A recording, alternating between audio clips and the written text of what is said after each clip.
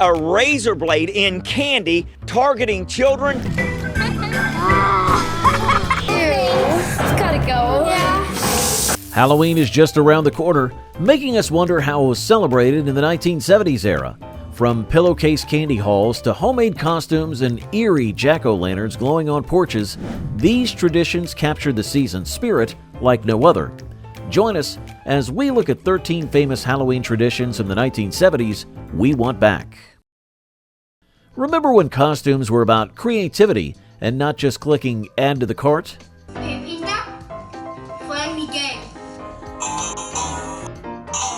In the 1970s, kids took Halloween costumes seriously, but with a twist. Most of the magic happened at home. Children crafted their outfits using whatever materials they could find around the house, whether it was a superhero, a ghost, or a fierce pirate. But how did they make it possible? All they needed was their creative energy.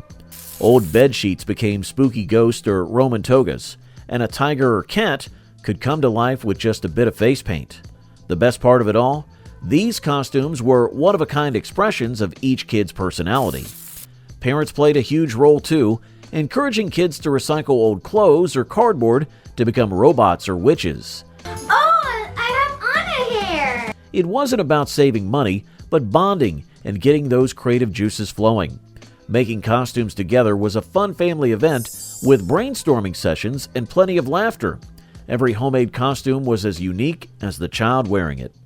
This tradition gave Halloween a personal touch. Instead of everyone looking at the same in-store bought masks, kids celebrated their individuality.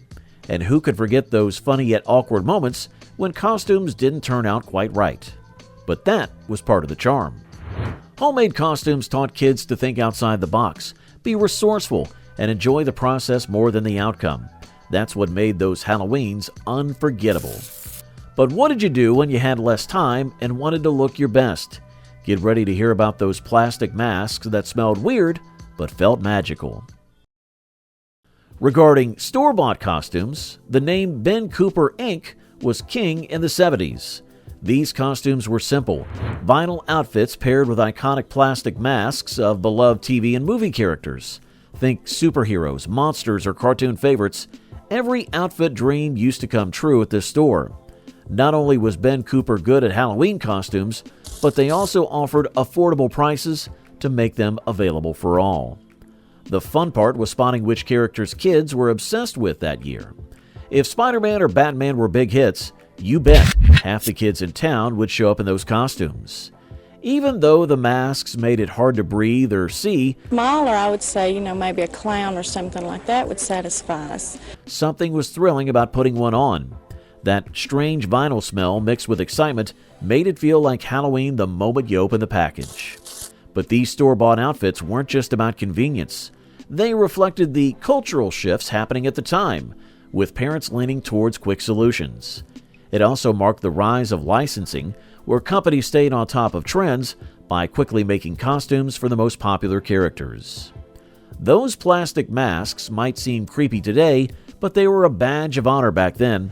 These costumes weren't about perfection, they were about fun.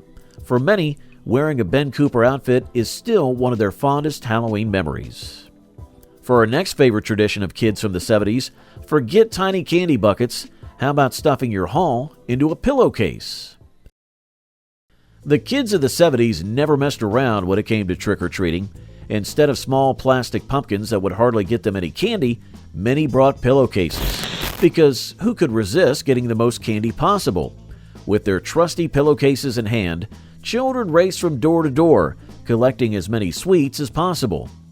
There was a certain thrill in using a pillowcase. It was big, sturdy, and easy to hold, perfect for kids with big candy dreams. The more candy they collected, the heavier the bag became, making it a game to see who could get the largest haul.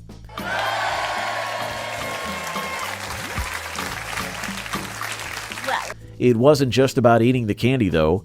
What did the kids do with this many candies? The kids loved comparing their collections, showing off full-size candy bars, and swapping treats with friends. Parents appreciated the practicality as well. Pillowcases were free, reusable, and tough enough to survive a night of running, jumping, and laughing. So, what did the kids do to make their candy bags more unique? It wasn't uncommon for kids to decorate their pillowcases with markers or stickers, making them just as personal as the costumes they wore. Even though themed candy bags are more common today, many people still reflect on the simplicity of the pillowcase days. It wasn't about fancy accessories, but fun, freedom, and candy adventures. What happened after you had collected all of your candies? The fun surely didn't end because you will check your Halloween candies. Let's see what made this simple act spooky. The 1970s brought with it the rise of candy inspection rituals. Parents started checking every treat to make sure it was safe. Why would they do that? Some scary news stories worried them about dangerous surprises like razor blades or poison in Halloween goodies. Even though most of these fears turned out to be urban legends, the candy inspection ritual became a Halloween tradition. After trick-or-treating, families would gather around, dump the candy on the table, and sort through it together. Wrapped treats were declared safe, while homemade goodies from strangers were often tossed out. And he opened it up, and there was a razor blade sticking out of it. What was your thought when you saw that? Oh, I was furious. Parents would check for anything odd, and kids loved watching closely, hoping nothing suspicious would be found so they could dig right into their candy haul. It wasn't just about safety. This ritual became a family bonding moment. Sorting candy was exciting, with kids negotiating trades and parents sneaking a few of the best pieces for themselves.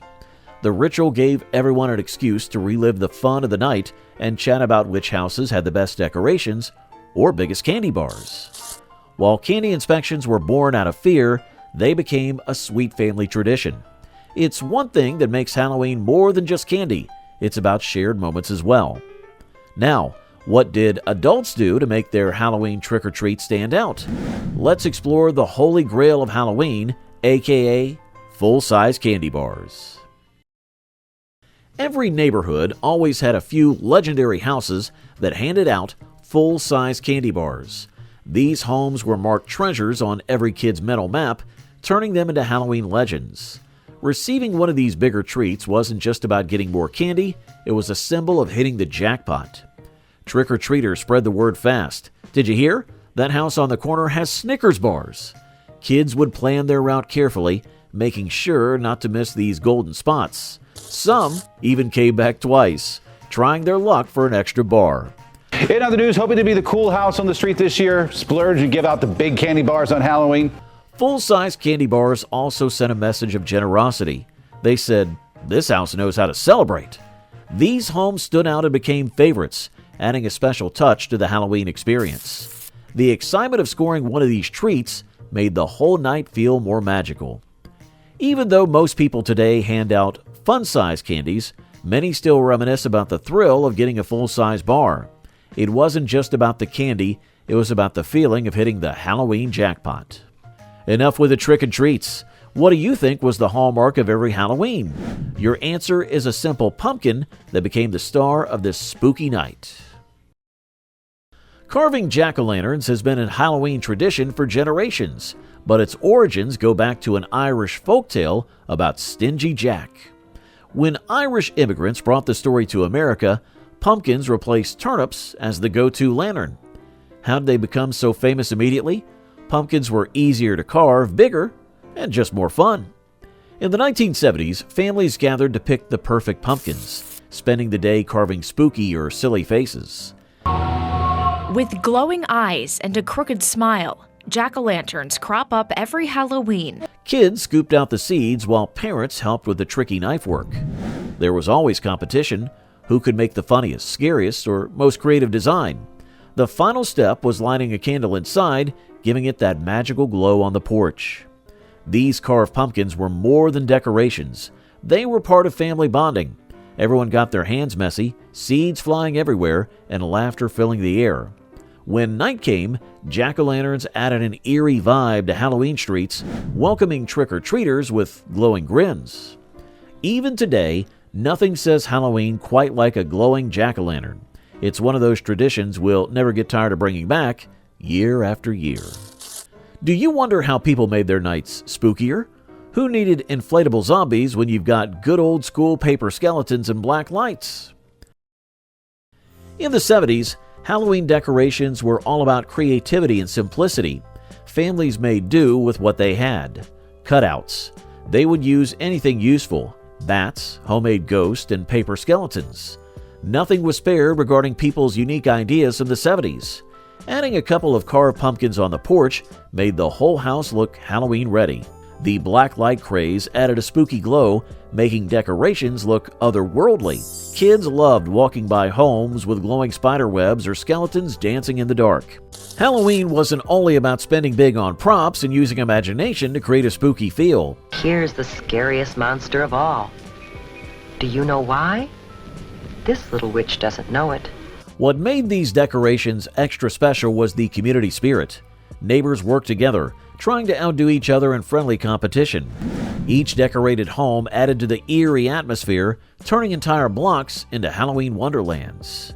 Even though today's decorations can be high-tech, many people miss the charm of simple, handcrafted setups. There's something heartwarming about decorations that reflect a family's personality and effort, bringing back the spirit of a DIY Halloween. Now let's explore a popular Halloween tradition that adds to the fun. Have you ever tried to grab an apple with just your teeth? It's harder than it sounds. Bobbing for apples was the life of the party at Halloween celebrations in the 70s. A big tub filled with water and floating apples was all you needed to get everyone laughing. So what was the challenge? The rules were simple. No hands were allowed. You had to dunk your face in the cold water and try to grab an apple with your teeth. The game wasn't just fun, it had old Celtic roots. It was superstitiously believed that the first person to grab an apple would be the first to marry that very year. I swear. Even though no one thought about those superstitions in the 70s, the game brought tons of excitement and friendly competition. Kids loved the messy splashes, cheering each other on. It wasn't just about the apples, the fun of trying, failing, and getting completely soaked. Parents got involved too, creating moments that everyone laughed about later. Bobbing for apples is rare today, but it's a tradition worth returning. It's a game that lets everyone loose and creates unforgettable Halloween memories. What else added to the fun? Sweet caramel and buttery popcorn could be smelled from miles away on Halloween, so let's dig deeper into the deliciousness of the 1970s. In the 70s, Halloween treats weren't just store-bought candy. The families also made delicious popcorn balls and caramel apples at home. Popcorn balls, sticky and sweet, were a favorite to hand out or enjoy at parties. Kids loved shaping them into spheres, and wrapping them in colorful cellophane made them feel extra special. Caramel apples were another staple of the spooky night. Nothing was like biting into the crunchy apple beneath that gooey caramel coating. These treats were a hit at fall festivals, school parties, and Halloween gatherings. Corners of the bowl, whatever you're using, make sure you get up all of those graham crackers. Making them at home was part of the fun, with families melting caramel and dipping apples together. Sadly, urban legends about tampered treats in the late 70s led to fewer homemade goodies shared with trick-or-treaters. Wrapped candy became the safer choice and was trusted by the parents. But even today, the memory of caramel apples and popcorn balls brings back nostalgia. These homemade treats captured the heart of Halloween, a time for families to create, share, and enjoy something delicious together. Wrapped in the blankets with these delicious snacks. Y'all remember gathering around the TV for some spooky fun with the whole family hunched together? Everyone surely recalls the whole night marathon of horror movies. Halloween wasn't complete without special TV programs and classic horror movies. One of the most beloved specials was It's the Great Pumpkin, Charlie Brown. Families tuned in each year to follow Linus and his hopeful wait for the Great Pumpkin. The warmth and charm of this special made it a Halloween tradition for many. Horror movie marathons were a staple of the 70s. Networks aired creepy classics like The Exorcist and Halloween, thrilling viewers with spine-chilling stories. Families would snuggle under blankets with bowls of popcorn, enjoying the suspense together. Oh, you didn't tell me you were gonna kill it. These movie nights created moments that kids remembered well into adulthood. Even popular TV shows joined the fun, with Halloween-themed episodes that added to the excitement. From The Simpsons' Treehouse of Horror to Fat Albert's Halloween special, these shows became part of the holiday's magic. The tradition of Halloween specials still lives on, but there's nothing quite like watching those old favorites with loved ones. They were spooky, exciting, and filled with family bonding. Everything we hope to experience every Halloween. And who said school nights could stop the Halloween fun? Let's hear all about Halloween on weekdays. The people of the 70s celebrated Halloween with the same excitement no matter what day of the week it fell on. Whether it was a Tuesday or a Thursday, kids dressed up, grabbed their pillowcases, and hit the streets for candy. Parents adjusted their schedules, ensuring their little ghosts and superheroes had time to trick-or-treat after school. So, what would the kids do? Weekdays couldn't stop the kids from enjoying every moment of the holiday. They'd rush home, wear costumes, and head out the door with friends, ready to conquer the neighborhood. If Halloween fell on a weekend, it was even better. Say trick or treat. Here's my Mario. Thank you. Nene, do you want one? Longer trick-or-treating, late-night fun, and maybe even a spooky party. Schools also played a big part, with costume parades, classroom games, and Halloween-themed activities leading up to October the 31st. Kids love showing off their costumes to classmates, making the holiday feel like an all-day event. Even teachers enjoyed the fun, dressing up to surprise their students. Whether on a school night or the weekend, Halloween was always magical. Kids weren't worried about curfews or homework. They were focused on the joy of costumes, candy, and neighborhood adventures. That carefree spirit is what made Halloween in the 70s so special. So, what would the worried parents do when their kids were having fun in the town? Don't worry, they always watched their kids closely on the sidewalks. Halloween was all about freedom in the 1970s, but within the limits. Kids explored the neighborhood independently, but parents kept a watchful eye on the sidewalk or driveway. This setup struck the perfect balance. Children got to feel independent, while parents stayed nearby to ensure everything went smoothly. Trust in the community was strong back then. Parents knew the neighbors, and everyone kept an eye out for the kids. With parents close enough to step in if needed, children felt safe running from house to house, You'll scream. This is Halloween, red and black. Slimy green. collecting candy and shouting trick or treat with their friends. It was freedom wrapped in a layer of security. Parents had fun chatting with other adults while the kids enjoyed the night. The tips they gave, like staying with friends and only visiting houses with porch lights, were all part of the experience. For kids, knowing mom or dad was nearby gave just enough reassurance to enjoy the night fully. This approach made Halloween feel like a grand adventure filled with excitement, trust, and enough independence to make it unforgettable. Who else misses those school costume parades and neighborhood Halloween fairs? In the 1970s, Halloween wasn't just about trick-or-treating for people. It was also celebrated with school and community parties.